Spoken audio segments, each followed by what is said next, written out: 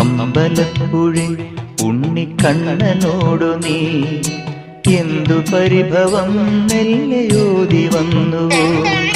കൽവിളക്കുകൾ പാതി മിന്നി നിൽക്കവേ എന്തു നൽകുവാൻ എന്നെ കാത്തു നിന്നു നീ?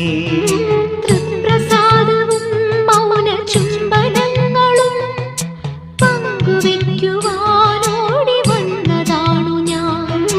രാഗചന്ദനം നിന്റെ നെറ്റിയിൽ തൊടാൻ ഗോപകന്യയായോടി വന്നതാണു ഞാൻ.